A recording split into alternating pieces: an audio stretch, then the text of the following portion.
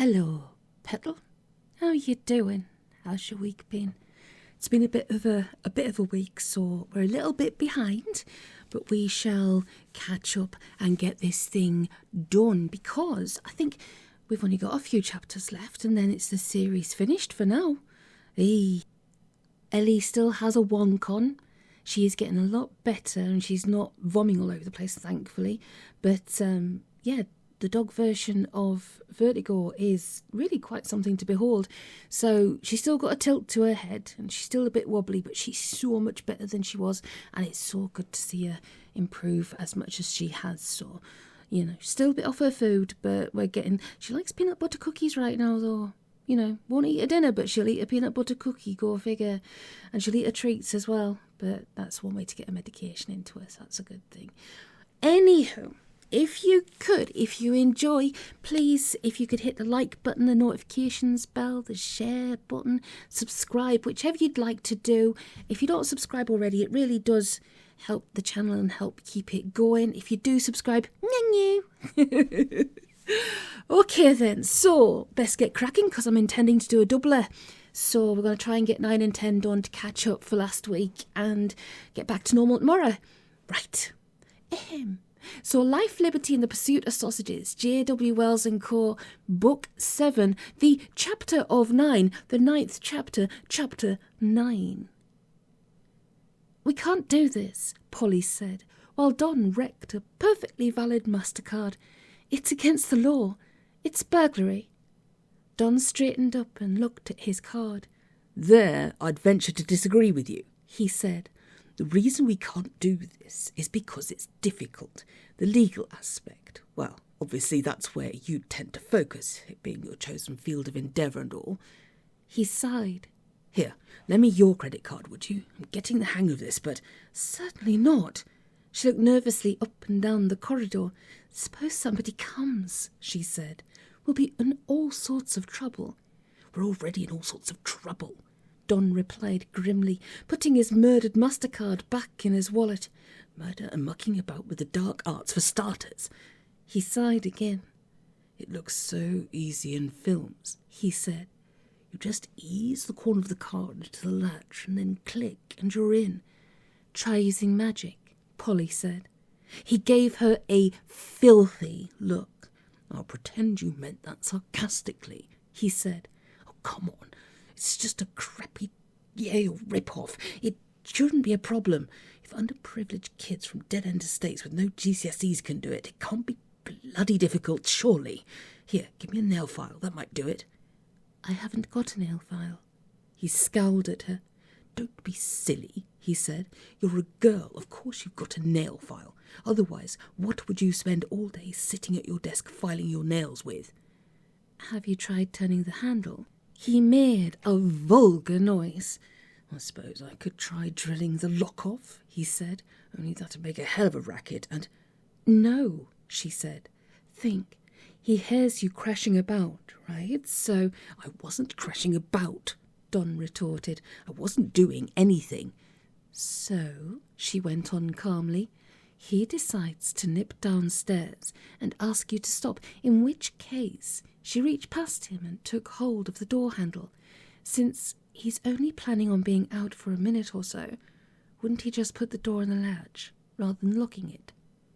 She twisted the handle and the door swung open. There, she said. Oh. We're in, Polly said, and since we haven't forced our way in, strictly speaking, it's not burglary, just civil trespass. Well, come on. Don hadn't really known what to expect. The plan had seemed obvious back at Polly's office. Go around to the vanished guitar player's flat and look for clues, anything that might give them a starting point for figuring out how to get him back. Later, while he was delaminating credit cards on the lock, it had occurred to him that he was working on movie logic rather than the stuff that applied in the real world. In a film, you'd go around to the victim's flat and there the next big clue would be, sitting waiting for you on a bed of wild rice with saffron and rocket garnish. In reality, there was absolutely no reason to suppose there'd be anything useful here, or even if there was, that they'd stumble across it and recognise it for what it was in the course of a hurried and cursory search. "You know what?" Polly was saying. "It's almost as bad as your place." He resented that. The vanished guitar player's flat was a mess, a tip, a pig heap. There were unwashed up plates and empty beer cans on practically every flat surface, discarded clothes on the floor, bits of half-dismantled electronic appliances just left lying with their guts hanging out in skeins, a TV set left negligently on standby, thereby directly contributing to the deaths of countless baby polar bears in rapidly defrosting Arctic, and an expensive electric guitar apparently dropped on the floor and left for dead. Also, he could have pointed out the walls were a different colour. "Clues," he said. "Find clues." "Such as?" "I don't know, do I?" He looked around desperately. "It could be anything." "Such as?" He pleaded with the universe for inspiration. "An address book," he said. "Look for an address book." There didn't seem to be one. Socks, yes, underwear of all kinds, enough to fill a museum, or more appropriately, a silage clamp. No little black book, however. "People don't use address books anymore," Polly pointed out. He'd have all that stuff on his phone, or his computer. Besides, what were you planning on doing? Phoning his mother? "That's an idea," Don replied, picking up an empty milk carton with finger and thumb and dropping it on top of the crammed full waste paper basket. "We'll have a look on his computer. There might be something there." Polly pulled a face. "You can do that," she said. "I'm going to look in the bedroom." He waited until she was out of the room. Then he sat down on a chair, pulled a single hair from the top of his head and spat on it. For a second or two nothing happened. Then the hair started to grow longer and thicker until it was a brown tube about the size of a washing-up liquid bottle. He dropped it, and it fell on the floor, rolled a little way away, sprouted arms, legs and head, and sat up. "Greetings," it said. "Keep your voice down," Don hissed urgently. "Listen, my sister's in the next room. If she knew I was using magic, I'd never hear the last of it." The hair nodded its curiously vague-featured head. "Understood," it whispered. "How may I be of service?" Don looked at it with a certain degree of awe. "It works, then?" The hair smiled at him. At least a mouth appeared in the curved plane of its face, and its edges twitched upwards. "Of course," it said. "It was in a book," Don said, "when I was a kid, and I always thought, hey, that'd be so cool." He frowned. "Anyway, you're here now. Search the flat." "At once," the hair replied. "Search it for what exactly?" "Clues." "Consider it done. Clues to what?" At which point he thought, magic's really just another kind of technology. You think it's the answer, but instead it's only another lot of bloody stupid questions. "Clues to what happened to the man who used to live here," he whispered as patiently as he could. "Please define clue." "Something you haven't got." "Forget it," he sighed. Stand by." The hair creature froze, neither stirring nor breathing. Don picked it up and put it on the table, hoping that when Polly came back she'd assume it was an ornament. It looked just sufficiently naff to pass for one. "Nothing in there apart from vintage laundry," Polly said, shutting the bedroom door behind her. "Why don't men ever wash anything until it actually starts to ferment? Oh, hell," she added, staring at the front door, which was opening. Don just had time to step in front of the hair creature. He wasn't quite sure why it was so important. He only knew the thing mustn't be seen. As a young woman in a dark business suit walked in, caught sight of them both and stopped dead in her tracks. She didn't scream, which was nice. Instead, she frowned as though they somehow didn't make sense. Then she put down her briefcase and said, "Who the devil are you?" "We're friends of..." Don suddenly remembered he didn't know his victim's name. "The man who lives here," he added. "We, let ourselves in." "Like hell you are," the woman said briskly. "Don't move, I'm calling the police." It was her tone of voice more than anything. The scorn, the distaste, rather than fear or panic. At the back of his mind, Don thought, I could send her away, just like I did with the guitar player. After all, she's such a snotty bitch, who'd miss her? The terrible thing was, he had actually drawn in the breath and tensed the mental muscle before he realised what he was about to do. He cancelled the operation just in time, but the effort made him choke and grab at his throat, so much so that the woman looked at him sharply and said, "Are you all right?" I'm fine, he gasped. Caught my breath the wrong way, that's all. The woman frowned. "Stay there," she said. "I'll get you a glass of water." She headed for what was presumably the kitchen, at which point Polly hissed, "Come on, let's get out of here, quickly." But he shook his head. "Clue," was all he managed to get out, because he started coughing. "Don't be stupid, she's going to call the police." Valid point, but he chose to disregard it. "It's all right," he said, one of his all-time most stupid remarks given the context, but before Polly could say anything further, the woman came back with a glass of water. It helped. "Thanks," he muttered. "Look, I'll be honest with you. We lied. We're not actually friends of—" "Kevin, my brother," she added. "And I know you aren't. I know all Kevin's friends." "We're not burglars," Polly said. "No." The woman took the empty glass and put it down. "I suppose you aren't. You're far too disorganised. So what are you doing here?" The best lies are made with real truth. "I live in the flat downstairs," Don said. "This is my sister, by the way. I'm Don, she's Polly. We came to, complain about the noise." The woman raised both eyebrows. "But he's not here," she said. "Therefore, not making any noise." "Polly's a solicitor," Don said. "I brought her along to—" The woman turned and looked at Polly.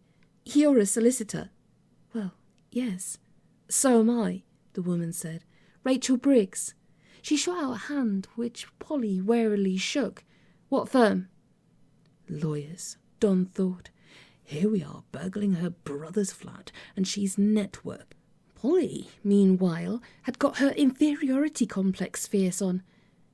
"Actually," she said, "I'm more sort of in-house at the moment. I'm a conveyancer with—" "Snap," the woman said. "I'm with BRHD. Don't know if you've heard of them." For a moment it was as though Polly had been turned off at the mains. Movement drained out of her, and Don wondered if she was about to have some sort of fit. "BRHD," she repeated. "Blue remembered—" "No, you're not," Polly said. It was a plain statement. No attitude, no offence intended. Offence was, however, most definitely taken. "What did you just say?" "You don't work for Bloom Remembered Hills," Polly said. "I'm sorry," she added, with just a hint of vitality, enough to make you decide that, on the balance of probabilities, she was most likely still alive. "But you just don't." The woman opened her mouth, but nothing came out. Polly shook her head. "I know," she said. "I'm with BRHD. I'm sure I'd have noticed you by now if you worked there." Now, there had been a time, many years ago, when Don had a girlfriend who liked long country walks. Fortunately for both parties, it hardly lasted any time at all, and no permanent damage was done. But there'd been one occasion when they'd been trudging through a huge, dismal sort of forest thing, and Don had put his foot down on what looked like perfectly sensible ordinary ground, and it had turned out to be mud, about 3 feet deep, and his leg had vanished into it up to the knee, so he'd staggered a little bit, and then his other leg went in even deeper, and there he was, suddenly, comprehensively, and quite gratuitously stuck, with not the faintest idea of what to do next. Excuse me," he said. "What did you just—" They ignored him, of course. "That's silly," the woman said eventually. "Listen, my office is on the 3rd floor, 2 down from the lift, next door to me—" "Duncan Sharp," Polly said quietly. "And next to him, the gents' toilet. And there's a green filing cabinet in the corner of the room, and the runner of the middle drawer's bent, so you have to sort of shunt it to get it to shut, only it's not your office. It's mine." The two women were staring at each other, so they didn't notice Don flinch when something tapped him on the shoulder. "Not now," he hissed. "I'm busy." "Very sorry," the hare whispered back. "Just wondered if I could be of any assistance." "Shh, of course." "The carpet's green," Polly said eventually. "Or it was once. Now it's a sort of pale toothpaste colour, and it's all scuffed up around the doorway because the door drags a bit on its hinges. Also, there's a damp patch a bit like Wales on the wall just above the window." "What were you doing in my office?" "I work there," Polly said wretchedly. "Sorry, but it's true, isn't it, Don? You've been in there." The woman sniffed savagely. "Don't be bloody stupid," she said. "That's my office. I work there. I've been there 18 months. Ask anybody in the building." Polly detected a potential straw and grasped at it. "What times do you work? I mean, they've never told me there's a night shift, but 9 to 5:30. The woman snapped back. "Look, I don't know who either of you are, or why you've been stalking me, or what you think you're doing in my brother's flat, but it's starting to creep me out, and I think it's time I called the—" 3 seconds of dead silence. Then Polly asked, in a terrified voice, "Don, what did you just do to her?" "Nothing," Don replied. "Honestly, she just stopped dead. I'm as surprised as you are." He leaned forward a little and peered at her. "She's not breathing," he said. "That's bad, isn't it? Maybe we should—" Now Polly was like it too. In fact, the similarity was so strong, he felt a strange urge to stand them side by side and fill the intervening space with books. He turned around slowly and scowled at the hare creature, which was smiling respectfully at him. "What have you done?" he demanded. "Profound apologies," the hare said, "but I felt it might be helpful to pause linear development in the t-axis of the space-time continuum for a short while to give you an opportunity to gather your thoughts and decide on a plan of action. I hope that wasn't too presumptuous of me." Don felt like he was trying to do quadratic equations in his head after 6 pints of Guinness. "What was that about space-time continuum?" The hare did its funny little cartoon smile. "I stopped time," it said, "just for a minute or two." "You did that?" "It's perfectly all right," the hare assured him. "Linear development in the t-axis won't be permanently affected. You get a little breathing space, that's all. If you're interested, there's a handy ready-to-use application you can buy. Slow me down from Zauberwerk to $79.99 for a packet of 12. I can order you some, if you like." "No, please don't." Don groped for a chair and sat down. "You can do that? Stop time?" "Of course." "Oh, God." He shook his head, which made him feel dizzy. "All right," he said.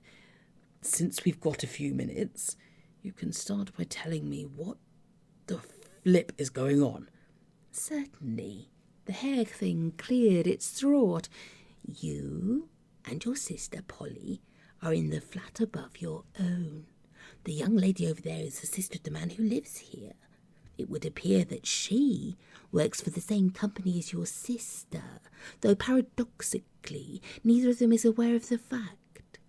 The young lady, whose name incidentally is Briggs, seems to have formed the impression that you and your sister are lying to her, which, to be fair, is not entirely without foundation.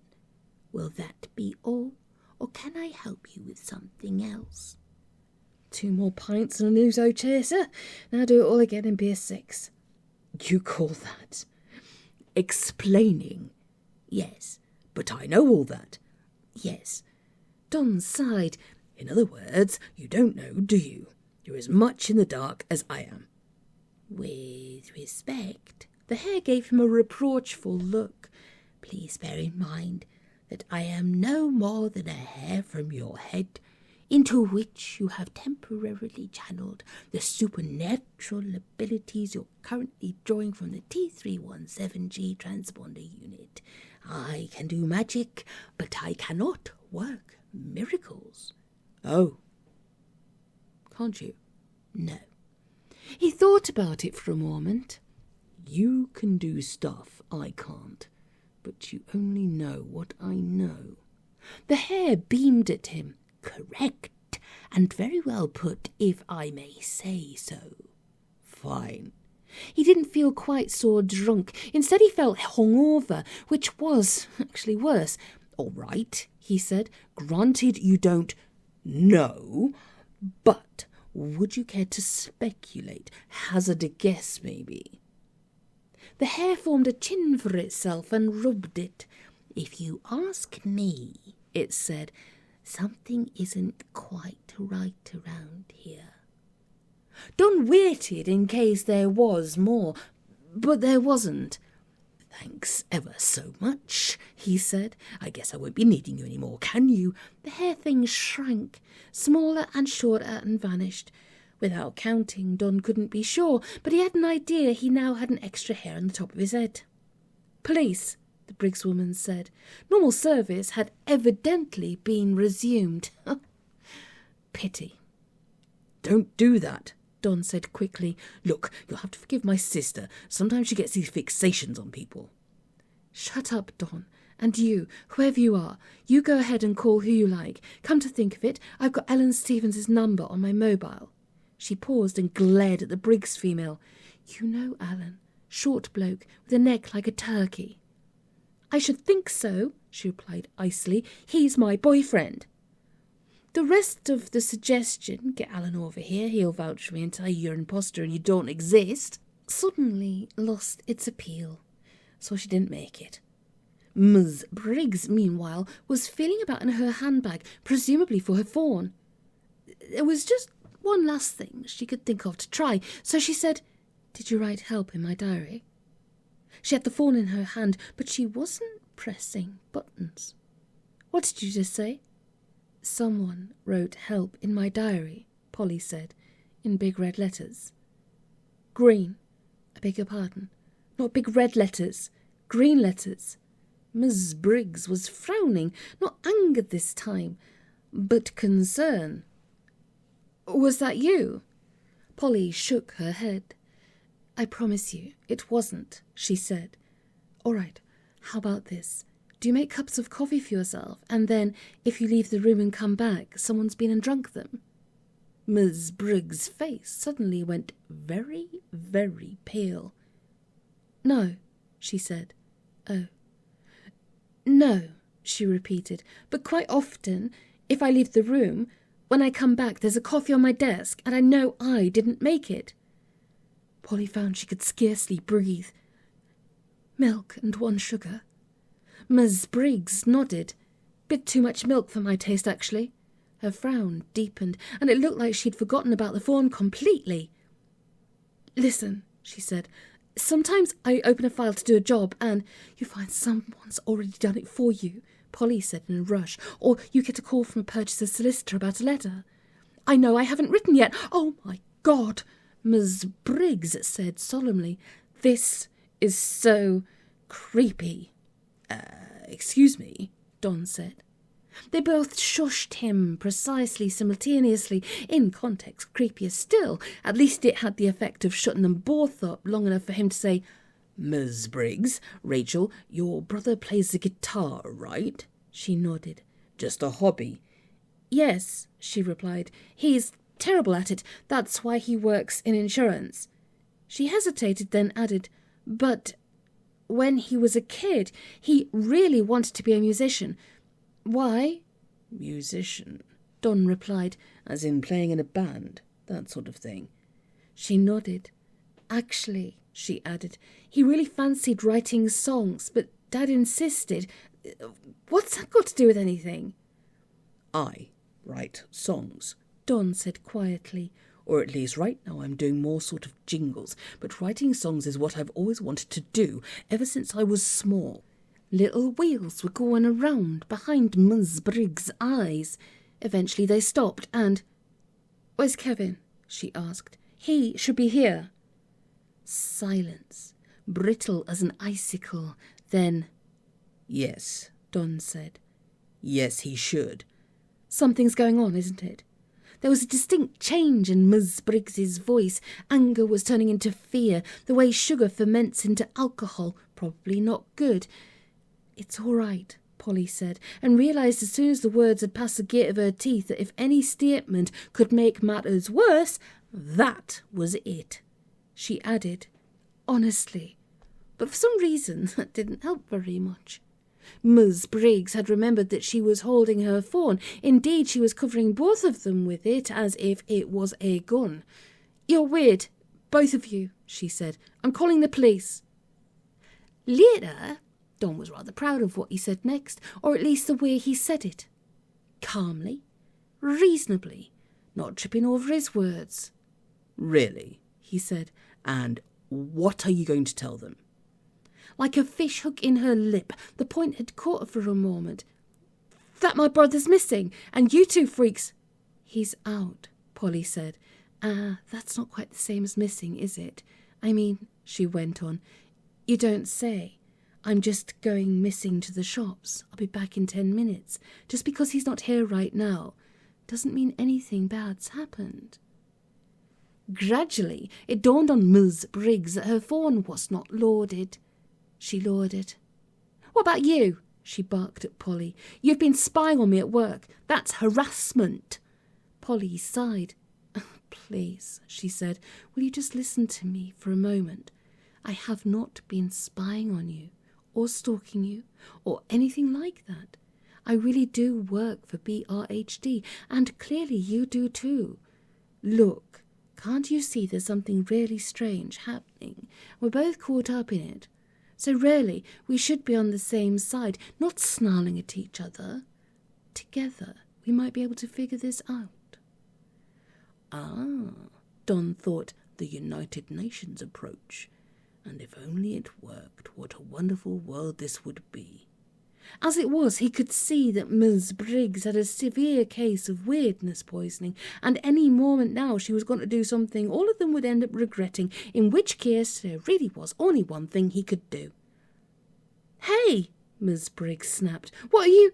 But by then Don had yanked out one of his hairs and spat on it, and it was starting to grow. Won't take a jiffy, he said cheerfully, and it didn't. When the hair was the size of a small French stick, with dear little arms and legs, and the funniest little bubble for a head, he said, freeze time, and the hair just looked at him. At which point it occurred to him that it probably wasn't the same hair as last time. In fact, the odds that were several 100,000 to 1. A frantic rummage through his memory produced a phrase. Slow me down, he added quickly. Oh, right, the hair said, and time froze. That's a tenner you owe me, the hair said. Under other circumstances, Don would have pointed out that 12 in at 79.99 was not 10, even allowing for VAT and carriage, but just then he was in no mood to quibble about it. Fine, he said, and thanks. Now, how do we get out of here? The hair looked at him, then at the two motionless women. I'd run for it if I were you, the hair said. What about Polly? I can't just leave her here. The hair grew shoulders and shrugged them. If you say so. Don't see the problem myself, but you're the doctor. It thought for a moment, then said, you'll just have to carry her. Oh. Not the reply he'd been expecting. You couldn't know. The hair seemed pretty definite about that, so there didn't seem to be much point trying to negotiate. Fine, he said sadly, and considered the best way to do it. Several false starts. At the moment of freezing, Polly had just taken a step back. One arm was by her side, the other was sticking out at an inconvenient angle. You couldn't call her chubby, exactly, but, well, not if you didn't want shouting and tears and angst for a fortnight. Big boned. Anyway, when he tried just grabbing hold and lifting, he got little coloured lights in front of his eyes and had to stop for a moment to catch his breath. In the end, he managed to tip her sideways until she sort of fell across his shoulder, then straightened his legs and staggered toward the door, which was shut. He didn't dare loosen his hold on whatever it was he was holding on to. He really didn't want to know, so he looked around for the hair, which was examining itself in a mirror, and said, Excuse me? What? You couldn't just get the door for me? What? Oh, right. On the stairs, he almost collided with the middle-aged lady who lived on the top floor. She stared. "Afternoon," he said brightly. "Sorry, can I just squeeze past?" The woman shuffled sideways, and as he crept by her, his shoulder in agony, she said, "What?" He sighed. "I've told her 1,000 times," he said. "I told her, if you do that, one of these days you'll stick like it. But would she listen?" "Oh, sorry. Was that your foot?" He hurried past, straight down to street level, propped Polly up against the front door and said, "All right, you can unfreeze." Whereupon Polly squeaked and fell over him, and he felt a tiny tingle in his scalp, which he hoped meant the hair had gone back where it belonged. Polly stood up, looked at him and said, "What the hell just happened?" He sighed. "We escaped," he replied. "Which is good. On the other hand, that Briggs woman now knows who I am and where I live, so I can't go back there anymore. And it looks like this whole mess just got weirder. Come on," he added, grabbing her sleeve. "Let's get away from here before she comes looking for us." They caught a bus at the end of the road. The top deck was empty, so they were able to hold an extended council of war without the risk of being overheard. "That was magic, wasn't it?" Polly said. "You did magic to get us out of there." "Little Miss Tucked." "Not necessarily," he said. "Look, forget about it, will you? And tell me what that stuff about Blue Remembered Hills was all about." She frowned. Not at him, but past him. "Actually," she said, "I've got a theory about that. Trouble is, it's so utterly bizarre, I don't even want to admit I'm capable of thinking of it. If it's true," she shuddered. "Don, let's pretend none of this is happening. It'll be so much better." "If only," he replied sadly. "But I can't. I disappeared that miserable cow's brother, remember? Let's hear your theory. It can't be screwier than the one I've got." "Well," she took a deep breath. "Suppose you're an employer," she said, looking past him out of the window.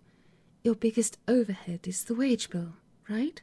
Say you employ 5 people at $45,000 a year, plus pension and national insurance contributions and all the trimmings. So that's around £250,000. Lot of money, yes?" Don nodded. "So?" "So," Polly said, "all that expense comes about because these people are working for you." She screwed up her face with the effort of getting her head around what she wanted to say. "In parallel" was the best she could come up with. 5 people in 5 offices drawing 5 wage packets. But what if you could have those 5 people working for you simultaneously?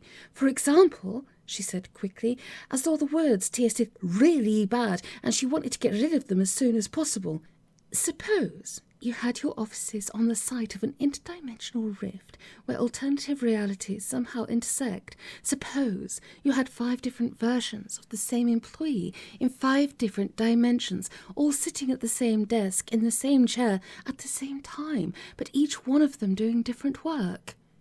Don's eyebrows shot up. "It'd be the same as having 5 employees, but..." "You'd only be paying them 1 wage," Polly said. 1 lot of NI stamps, 1 lot of pension contributions, 50K a year wage bill instead of $250,000. Suddenly she grinned. "Job sharing," she said, taken to its logical conclusion. "That's..." Don paused. "Actually, that's pretty neat," he said. "Or it would be, if only it wasn't impossible, which it is, thank God." "Not with magic." For some reason, that really annoyed him. "Just shut up about bloody magic, will you? Forget about it. It's just, well, technology. Pretty useless technology at that. It doesn't work the way you think it does."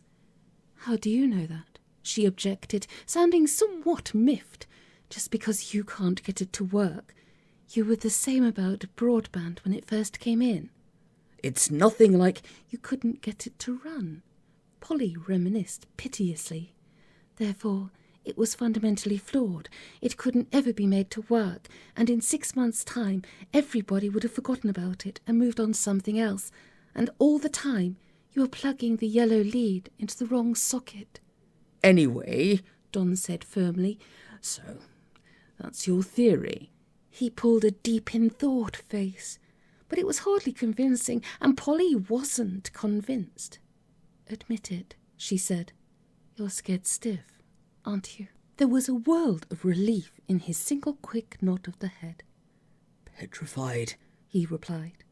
"Not so much fear of getting killed or horribly mutilated, though those are experiences I could definitely do without. It's more—" He paused, concentrating fiercely on the search for the right words.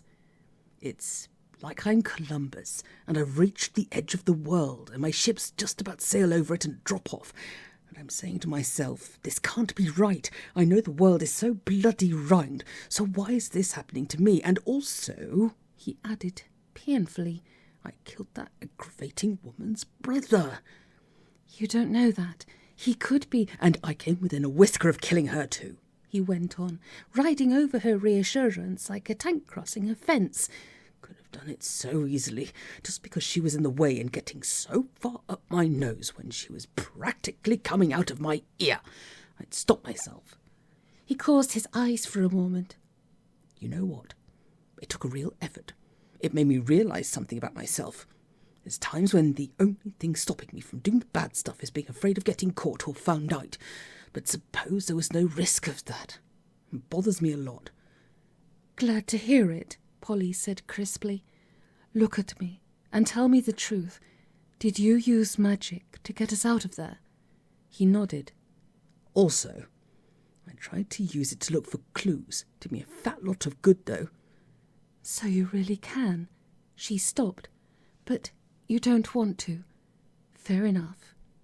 The bus had stopped, and she looked out of the window, snarled up in traffic. With magic, you could do something about that. You could make the bus sprout wings, could you? Her intuition told her that you probably couldn't, or if you did, they'd just flap up and down and the bus would stay resolutely earthbound. Magic could get you out of traffic, but only if you vanished all the other road users. Of course, there were people who would do that, and presumably that was why magic wasn't used, and why it was kept a secret. "So," she said, "what about my theory?" "I don't know," he replied. "I guess it fits the facts as we know them, but it's pretty hard to swallow. I mean, think about it for a moment. If you could access other dimensions and do all that stuff, would you really need to piddle about saving her wages? Surely you'd have better things to do." She looked down at her feet. "I suppose so," she said. "Or you could ask, since we can put men on the moon and do microsurgery and build amazing computers and manipulate DNA and I don't know what else. Surely it's ridiculous to imagine we'd still be fighting wars and allowing millions of people to starve to death and poisoning the atmosphere. Surely we'd have more sense if we were that clever. But I don't suppose it works quite like that. Suppose magic's just better technology. What do people do with wonderful technology? They patent it so they can keep it all to themselves, and then they figure out how to use it to make money. Maybe magic can do all sorts of wonderful stuff, but it's not actually very useful commercially. Maybe it can't turn base metals into gold, or mass-produce dollar bills, or anything like that." He thought about the £10 note debited from his bank account. "And maybe," she went on, "the only way you can get magic to pay is by using it to do petty, mean things, like paying 5 people one wage between them. That makes sense, doesn't it? Because otherwise," she frowned, concentrating like mad, "magic exists, right? We're pretty sure about that. But magicians don't rule the world. Only a few people know about it. There's no sign that it's being used all over the place.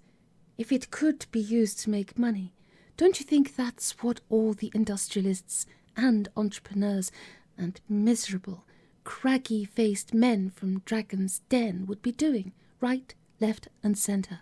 And they wouldn't bother being discreet about it, because the government would be right behind them, because magic would mean massive tax revenues and probably better weapons, not to mention a listening elf in every living room. I think it's only a deadly secret, because nobody's found out how to get rich with it." "Except your boss," Don said quietly. She shook her head. "But he builds houses she replied. That's not magic. I mean, he hasn't got goblins and zombies laying bricks and running up and down ladders. Just a lot of Eastern Europeans, like everybody else. He builds houses, and then he sells them to people. He's made a lot of money, but only because he builds reasonable houses and sells them for a fair price. That's not magic. It's just business. Don nodded. So your theory doesn't stand up then, he said. It fails the why bother test, because it's a hell of a lot of trouble to go to just to save £200,000 a year, she pointed out. That's a lot of money. True. He scowled at his hands, folded in his lap. But it's not that much. How much does your company charge for a smallish bungalow, say? About 200,000. And there you have it, Don said. In the context of all the dosh he must be scooping in, it's not actually all that much, and you're saying that for this relatively small sum, he's playing silly buggers with the laws of reality as we understand them, quite possibly putting the stability of the space-time continuum at serious risk, not to mention all the work and effort he must have put in figuring out how to do it. I don't know, he confessed wearily. If I was a wealthy, successful property developer, I don't think I'd bother trashing Newton and Einstein for less than 7 figures. I'd just squeeze a couple more little boxes into my next development and save myself the aggravation. For some reason, she found that infuriating. Fine, she snapped. So what are you saying? I'm making it all up? Or what? No, of course not.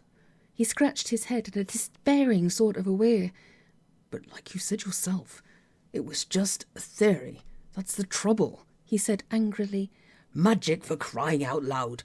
There's no rules, or if there are, we don't know them. It's like those stories where you're playing chess with death and your life is at stake. Only, he added bitterly, it's not chess, it's Mornington bloody Crescent. It's not fair. There ought to be someone we could ask, or a number we could ring. Suddenly, he leaned forward, a wild look on his face. Maybe there is, he said. Maybe it's as simple as that. Phone. What? Your phone. He grabbed it out of her hand when she offered it. You can access the net on this thing, right? Yes, you just... I know. He was stabbing buttons. Well, it's worth a try, he said. It's just a matter of finding the right keywords to Google. He paused, caught in the headlights of indecision. How about... Commercial thaumaturgical consultants, Polly said. He looked at her, impressed. All right, he said. We'll try that. Polly's phone was 3 months old, practically antique. It took a frustratingly long time, but then... My God, she said in a tiny voice. There's dozens. Don was staring at the miniature screen. You know what, he said. I think we've just stumbled across a whole bloody industry. It's like finding one of those lost cities in the jungle. Polly took the phone from him. By the addresses, she said, I reckon over half of these are in America. She frowned. Germany, Australia, Japan, India, not many around here, by the looks of it. Hang on, I'll refine the search. She tapped in London. That's more like it, she said. That just leaves 5. 5? Don repeated in a haunted voice. Which means there's enough work in the magic business to keep at least 5 people full-time employed. That's... How about this one? Polly said. S. Cockety, freelance commercial thaumaturgical consultant, followed by a double helping of alphabet soup, FBASM, FRIW, all that stuff. Looks pretty impressive, don't you think? Don peered over her shoulder, then shrugged. Let's have a look, he said in a bewildered voice. A rather plain website, austere even. Name, an expanded version of the list of meaningless qualifications, contact details, areas of expertise, temporal phase shift anomaly resolution, dimensional variance management, matter-energy disparity transposition. What the hell's all that about? A brief CV and a tariff of charges. Let's take a look at that, Don said. A table of figures came up on screen. They both stared at it for a moment. Then Don gave a low whistle. And I thought lawyers were expensive, Polly said. That's an awful lot of noughts chasing one lonely integer, Don agreed. Hardly seems fair. Polly looked at him. We can't afford him, she said. Don thought for a moment. We'll have to, he said. I mean, just look at all this stuff. I haven't got the faintest idea what any of it means, but you can tell just by glancing at it. It's complicated, difficult, technical. High-energy metamorphic resonance modulation, for crying out loud. I have an idea that's the sort of thing you're not recommended to try at home with a Ouija board and a set of box spanners. Even if we knew where to start, we could do serious damage blundering about trying to DIY it. Worse, he added quietly, than I've done already. That's saying something. Polly conceded the point with a slight nod. I suppose people who do this stuff all the time have insurance to cover the costs, she said. Wish we did. To hell with it, Don said. I'm going to call him. Polly wavered, then said, All right, but no small talk, right? Nice weather we've been having lately. Looks like it'd cost me a month's salary. Don jotted down the phone number on the back of his cuff, then logged off the net and pecked it in. Brr, brr. Then, You have reached Stanley Goggerty. I'm afraid I can't take your call right. Sod it, Don snarled. But if you'd care to leave your name, species and number, I'll get back to you as soon as... Species, Polly repeated. I do so hope that's supposed to be a joke. Don recorded a brief message, then rang off. Well, he said, you never know. He might be the answer to our prayers. He might not. Anyway, we tried. Beyond that, I really don't know what we can do next. Go home, Polly replied. That's all right for you, Don said sourly. I can't. That Briggs woman's probably got my flat surrounded by police marksmen by now. I'll have to stay at your place for the time being. Oh, brief moment in which Polly failed to refute the suggestion that this wasn't the best news she'd ever heard in her life. Of course, yes, you're welcome. Only... Only what? No, that's fine, Polly said firmly. You're my brother, and we're both in this together. Just... She pulled ever such a sad little face. Please, can you try and remember to put the toilet seat down after you've... Yes, all right. And try not to overfill the bath, because the water slops out over the side. And if you have to use the cooker while I'm not there... It's all right, Don said. I can go and sleep in a cardboard box in a shop doorway somewhere. There's no need to be like that about it. All I'm asking is... I think this is our stop, Don said firmly. Come on. 5 minutes after Mr. Goggerty had left him, Uncle Theo got up from his comfy armchair, padded across the room, opened a cupboard, dug about like a dog in a rat hole, and came out with a small tin, the sort that small drill screws and roll pugs tend to nest in. He opened it and took out a pear-shaped red jewel, which he laid flat on the palm of his hand. He sighed. So, what are we doing? Kevin asked. Being chickens. The hen, whose name apparently was Mary Byron, looked at him. Let me guess, she said. You're some sort of musician. How did you... Well, yes, Kevin said. I play the guitar. Well, it's a hobby. There was a time when I thought I could make a... And you've got a sister, Miss Byron went on, who's a lawyer. If he hadn't been gripped by an unconquerable urge to look around for foxes, Kevin would have stared at her. That's right, he said. How in God's name? Miss Byron clucked sternly. The cockerel we met earlier, she said. His real name's Charles Minor Harrison, and he used to be the conductor of the Liverpool Philharmonic. His sister was once a partner in Broadhead and Symes, specialising in mergers and acquisitions. That's her, she added, jabbing her beak in the direction of a sad-looking hen with no tail feathers and a drooping comb. Over there, next to her, the Plymouth Rock with the twisted beak. That's Jenny speak. Commercial leaseholds with Steinway, Ross. Her brother was the drummer with Painted Roses, if you can remember them, very big in the late 80s. Kevin's throat was dry. What happened? She picked up a speck of grit. "This is a farmyard, Mr. Briggs," she said, "which means the rules are different from what you've been used to. If you have more than one cockerel in a farmyard, they fight." She paused to nibble behind her wing. Charles won. Oh, In fact, she went on, I'm rather surprised he let you go. Funny, really, by all accounts. He was a very promising young conductor. Built up quite a reputation with the Mahler symphonies. These days, she shrugged. I'd watch out for him if I were you, she said. Of course, in a day or two, you'll probably be challenging him yourself. If, she added meaningfully, you lost that blow. Oh my God! There's a pattern to it, you see. Miss Byron went on. All the hens here used to be solicitors, and all the cocks were their brothers, and something to do with music. But about 36 hours after they get here, their memories of being human are completely wiped.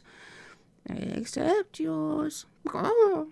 A very odd look came into Miss Byron's perfectly round eyes. No, she said. That's the funny thing. My memory went earlier than most. As a matter of fact, I'm not sure how long I've been here, but when I arrived it was winter, so it's been a while.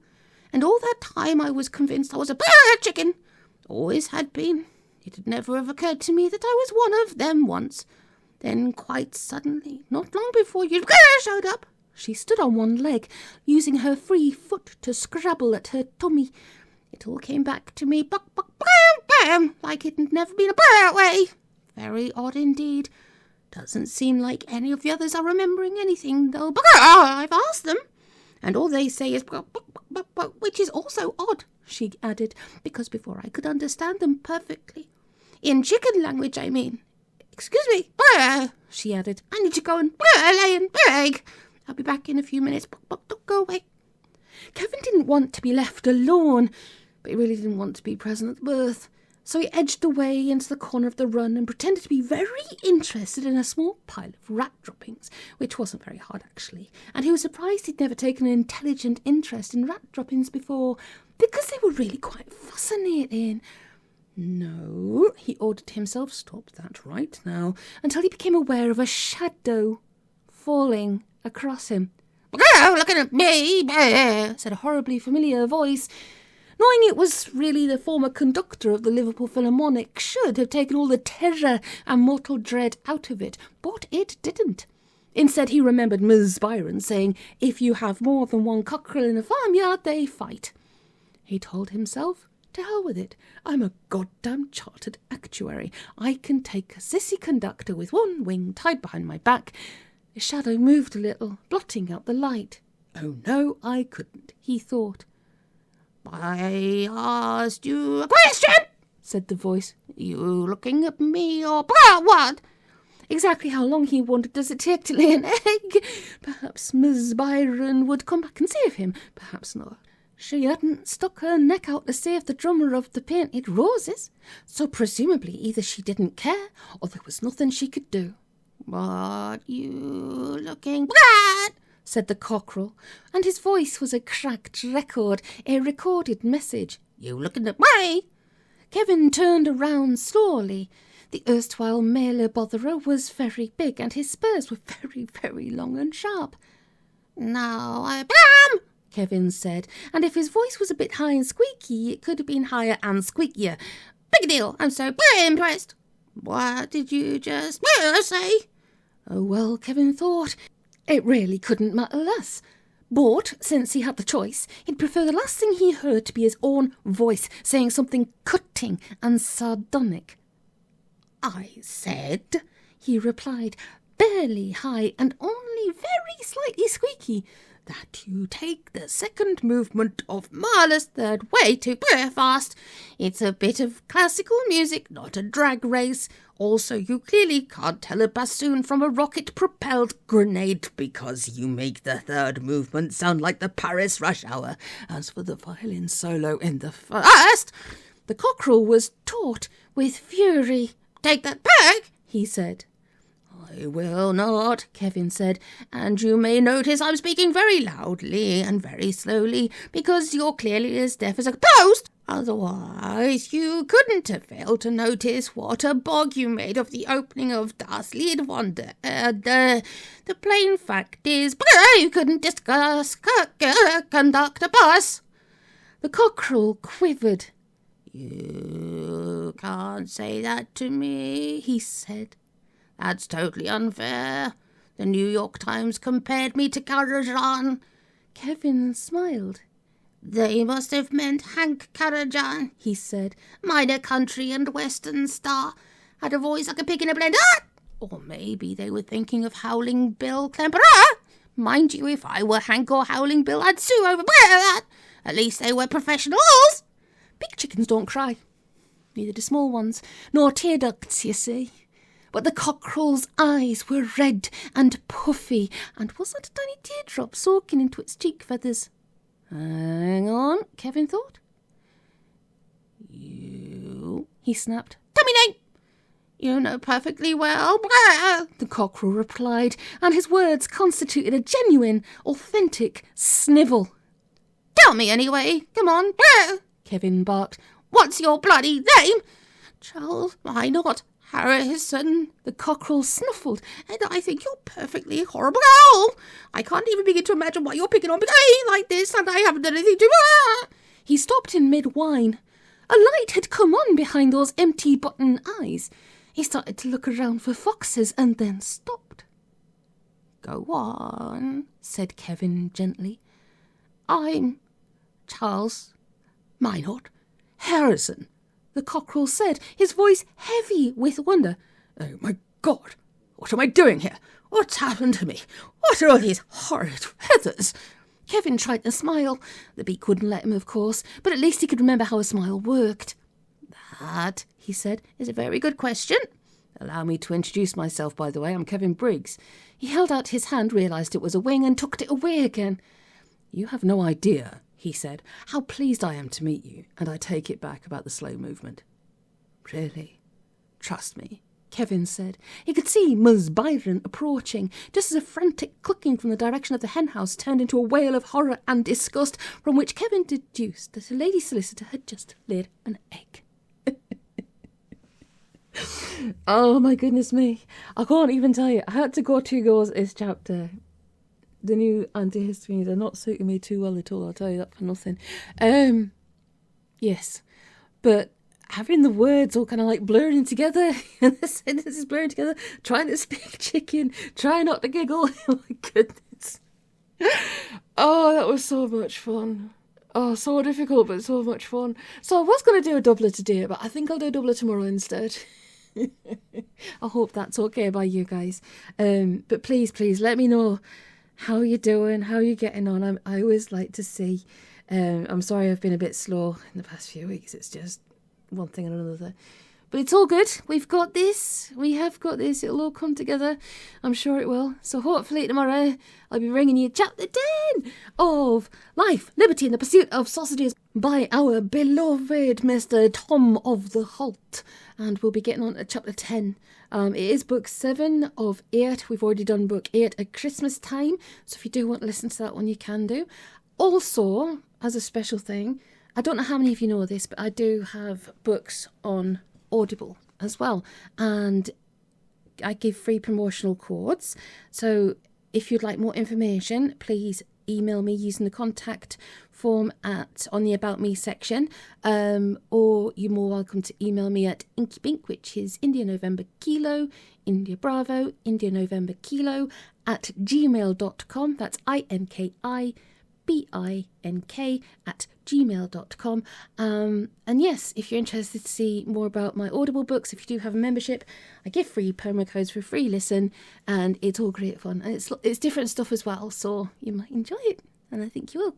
I've been lucky enough to work with some amazing authors and have amazing relationships with them. And how many times can I use the term amazing in respect to this? But awesome with Audible, they are just wonderful, wonderful people, and I love the very bones of them, and I'm very lucky to know them. So yeah, but yes, if you are interested in getting some Audible codes, all I do is say, could you just give us a rating, or even if you want to do a little review, do a little review. But a rating's everything, you know.